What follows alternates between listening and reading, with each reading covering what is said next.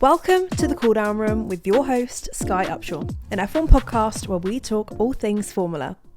Welcome back, everyone. I hope that you've enjoyed however long I've been away from you. We've had a week off of racing, and that means that this week we have another Grand Prix, and I'm really looking forward to this one as it's our first time back in 4 years. As you all know, we're traveling to China for the Chinese Grand Prix in Shanghai, so I'm here to give you all of the stats and facts for the race weekend. So I personally had a pretty busy weekend just gone, like the weekend off. Firstly, I filmed another podcast with Bella James. If you haven't already watched it, it's out. Go ahead and watch the podcast. I personally really like it.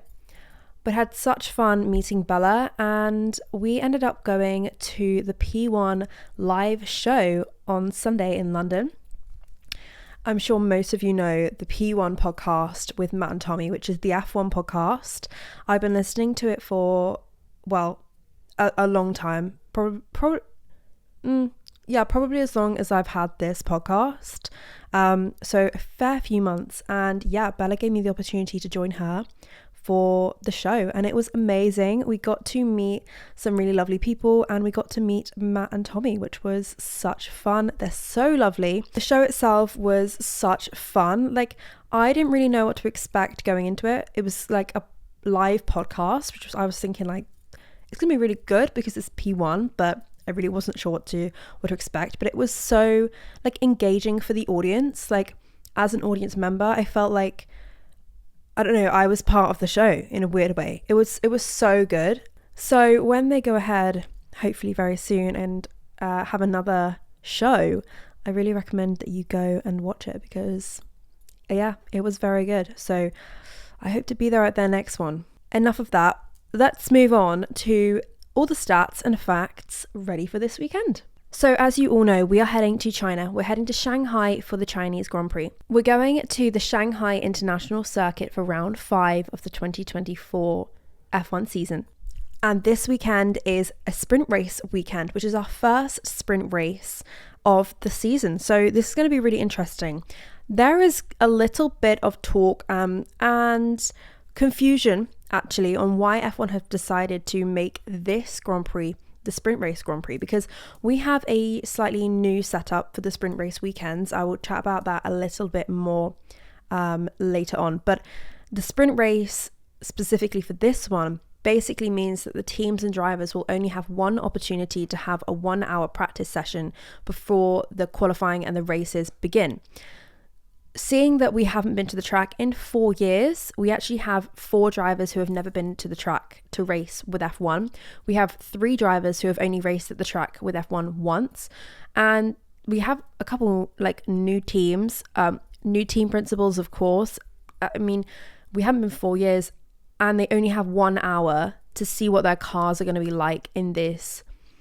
It's not a new track. We've been going since 2004, but it feels almost like a new track because, 4 years is a long time and a lot has changed in F1 in those 4 years. So only having 1 hour to sort themselves out is going to be tight. It's going to make it interesting, which I think is going to be great. But yeah, I think maybe a little bit stressful for the teams. So the track itself is 5.451 kilometers long. We're having 56 laps on Sunday. The track itself has 16 turns with 2 DRS zones separated with 2 separate detection zones. So we should have quite a lot of overtaking this weekend. I think this track is quite good for excitement. We generally see overtaking and defending, that was not the right word. Defending was what I meant, which I think is going to be great. I do enjoy the Chinese Grand Prix. I think it's good fun. But honestly, I kind of don't remember much of it because we were last there in 2019. And you guys know how much has changed and how much has happened between 2019 and today, like now. So this is about to be fun. We first raced at the Shanghai International Circuit in September of 2004 when it opened. And since then, well, between 2004 and 2019, it was a regular on the F1 calendar. And then due to COVID, due to restrictions during the coronavirus pandemic and all this, we stopped going there. And yeah, this year is our first year back returning. So it's on the calendar for next year as well. There is a contract running for the next few years to continue traveling to Shanghai as we all know, it's a great circuit. Weather forecast for the weekend is actually varying quite a bit. So the average air temperature for the whole weekend is about 20 to 22 degrees Celsius, which is nice and warm and sunny. The track won't be too hot, but it should be warm, particularly if the sun's out at any point. But I'm not sure we'll see much sun, as Sunday is meant to be cloudy. But Friday and Saturday, where we've got pre-practice 1, sprint qualifying on the Friday, and then qualifying and the sprint race on the Saturday. And during both of those, well, during all 4 of those sessions, we could have rain, particularly during the sprint qualifying. I think that's going to make it very interesting.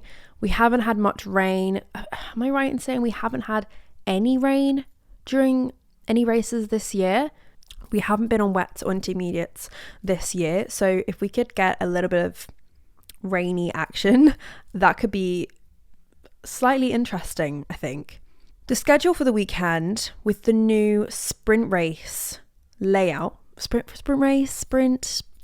I don't really know what to call it, because sprint, some people say it's not a race, you can't say sprint race, but I can't just say sprint, like it doesn't, I think sprint race, sorry, but yeah, sprint race.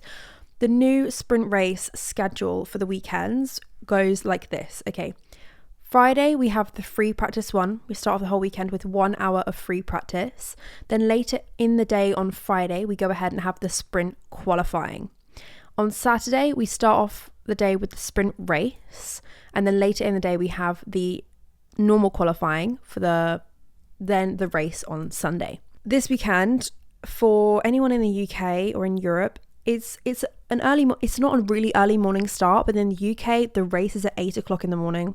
And in Central European time, it's at 9 o'clock in the morning. So not a really early start, which is lovely, which is nice, because past couple weekends for the races have been early, really early. So it's nice to have a little lay in.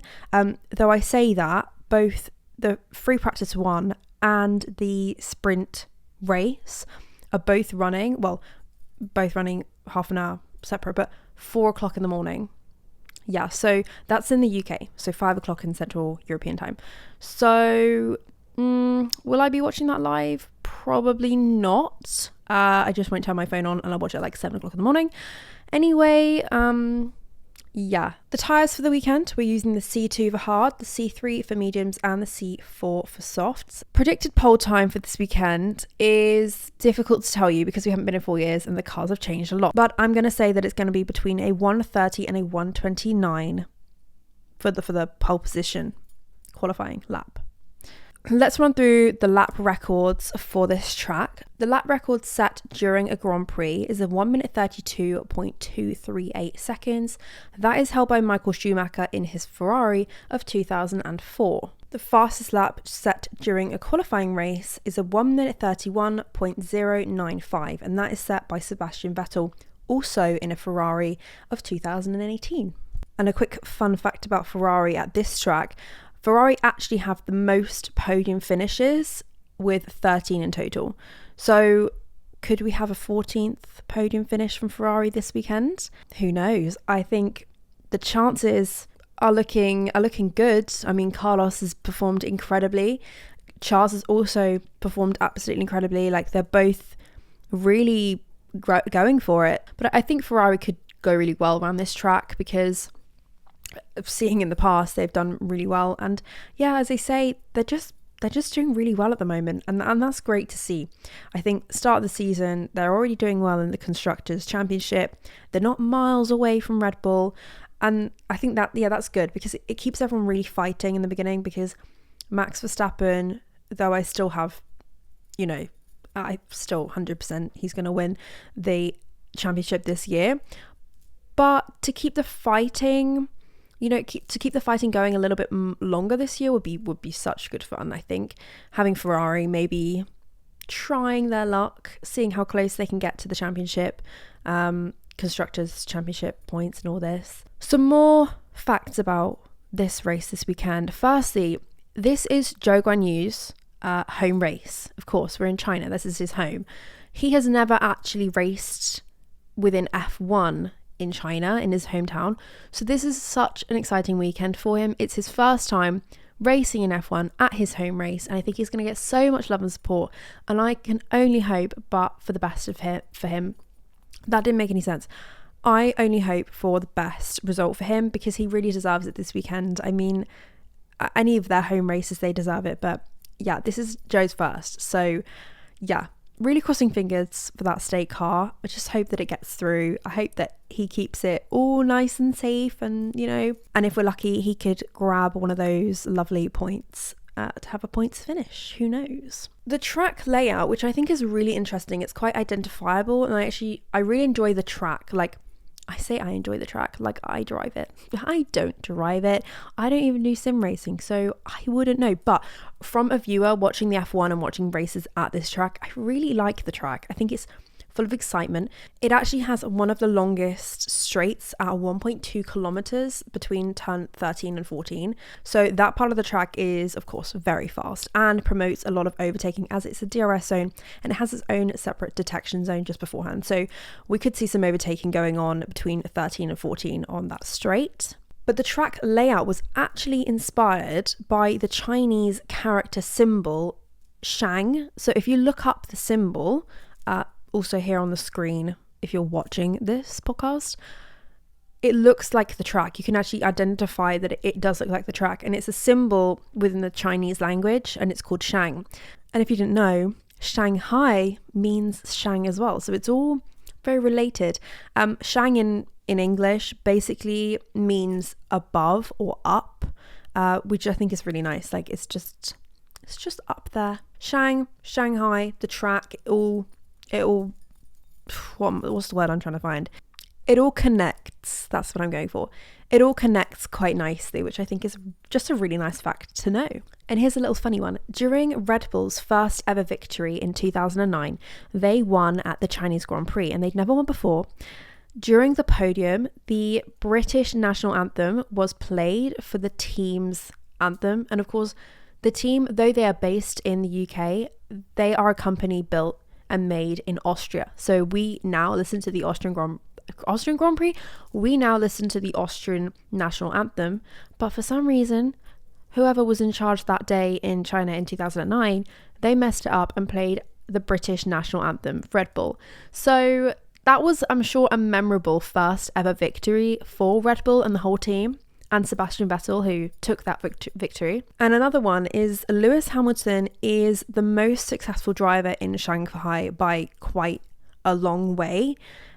He has actually over double the number of wins than any of the other winning drivers at this track. He has a total of 6 victories in China.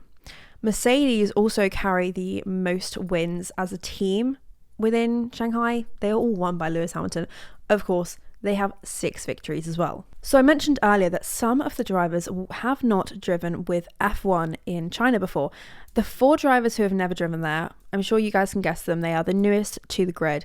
We've got Logan Sargent, Zhou Guanyu, Yuki Tsunoda, and Oscar Piastri. So they're the 4 drivers who have never driven here within F1. And we have 3 drivers who have actually only ever driven here once. That was during 2019, as I'm sure you all know the drivers I'm about to say, but we have Lando Norris, George Russell, and Alex Albon. So they have only ever driven this track once with F1, and then the other 4 have never driven it. So having only one practice session for the 4 drivers who have never driven it is gonna be, trying to find the right word here, entertaining. I think that was probably the right word. And also just thinking about the whole teams, like the teams haven't been here for 4 years, and a lot can change within a team, like the people in charge, team principals. We've got obviously the drivers, and just the people within the team, the mechanics and all the engineers, like that all changes within 4 years. A lot of them will have changed, and a lot of those, part of the teams and crew wouldn't have been to the Shanghai Grand Prix before. So I think that's just exciting. And just honestly confusing why they've chosen this Grand Prix for the sprint race weekend. Next year, take the sprint race weekend to China next year, because we would have had this year to try everything out. But they've just given all the teams and drivers 1 hour to sort themselves out, and that's it for the whole weekend. Like, you have 1 hour to test everything and make sure you're fully prepared for the weekend. And I just do find that surprising. It's not the biggest Grand Prix for attendance with people. There's going to be just over 200,000 people attending this weekend. I mean, that's still a lot of people, 200,000, but it's nothing compared to if you look at Silverstone or Melbourne with well over 450,000 people in attendance over the weekend. I'm going to go ahead and put my predictions in just a minute, but before we do that, let's go ahead and look at a 2019 end result recap. The first thing that I thought was just really cool to remember from the Chinese Grand Prix of 2019 was Mercedes double stacking for their pit stop. They had Lewis Hamilton come in, and then they had Valtteri Bottas come in straight after one another. Go ahead and watch that video. It is so clean. I mean, it's giving, like, Red Bull had one of those last year, didn't they? And I can't remember what race it was, but it was so clean. But yeah, this Mercedes one, it's just, it is pretty good. Not only was their pit stop amazing, but it meant that they ended the race in a 1-2. So Lewis Hamilton won the race in 2019 and Valtteri Bottas finished second. We had Sebastian Vettel finishing third on the podium, so it wrapped it up quite nicely. Max Verstappen finished fourth in 2019, and of course he's had some slight improvements with his car and just his own abilities driving. So are we going to see him win this weekend? It is highly likely, I think, unless something goes terribly wrong for him, which we obviously don't want, but I would love some competition with him. So I'm going to put my prediction in that Max Verstappen is going to win. I think that's just obvious, and yeah, I think it's just going to happen, so I'm safe with that one. Now, looking at who is going to be in major competition, who is going to be at the top fighting with Max? Well, of course, we saw Checo have a really good race weekend in Japan, which was, I mean, honestly, it was really good to see him back to where I would more so expect Checo to be. Last year was not his year at all, and so last weekend was a good surprise. It was a really nice surprise, actually, just see him up there. And honestly, he was pretty close to Max, like, the whole way through. They were only a few seconds apart. I think like the furthest apart they got, obviously other than pit stops, was only 5.5 seconds, which I thought that's pretty good. So Checo was keeping up very well. So Checo is on my kind of like, he could be up there on the podium. But obviously, I did mention them earlier, but I think Ferrari, seeing that they've also had a great time in China before in previous years, with the most podiums and with 13, but I mean, that was a long time ago, and things have changed, but Carlos has been performing just really, really well. He's come, like, really showing everyone. I think that he's showing Ferrari what they're going to miss next year from his abilities in that driver's seat. But Charles Leclerc, I mean, he could do well this weekend. We do have the sprint race to think about, though, a couple extra points up for grabs, and I think the sprint races are very exciting because I really think that anything can happen. Whenever you have a sprint race, it kind of just it's just more excitement. I mean, we've had Oscar Piastri win the sprint race, which was a really great day. I mean, we're hoping for Lando win, and not necessarily a sprint race. We need him to win a Grand Prix, because sprint race, you don't win a Grand Prix when you win a sprint race. But anyway, we need Lando to win soon. But enough of that.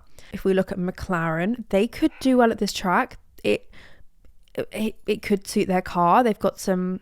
I mean, this track actually, there's a lot of slow corners, but there are a couple fast corners in there which could be in McLaren's favour. They are good on the fast corner circuits. So I don't think Mercedes is going to be up there on the podium, though they could do well.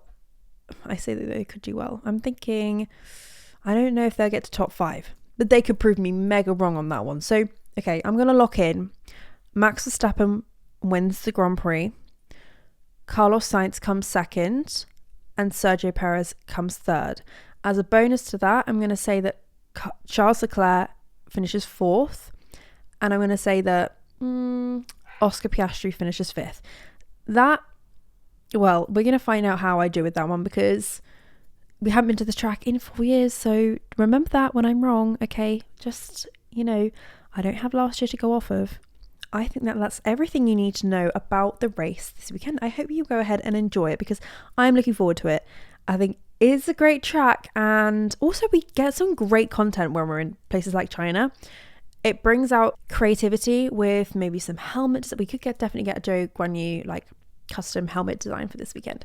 But we tend to get like extra little content, like videos and maybe some fun interviews, and like the content is going to be great. Anyway, talking about content, make sure you keep up with my content on my Instagram and TikTok, and of course YouTube and my podcast, because I will be keeping you up to date with anything that you guys need to know, okay? Come to me if you need anything. You know where I'm at, but just in case, it's Skye Official, SKYEOFFICIAL on, well, every platform really. With that, I shall leave you to enjoy this race weekend. You shall hear from me very soon. Lots of love. Bye.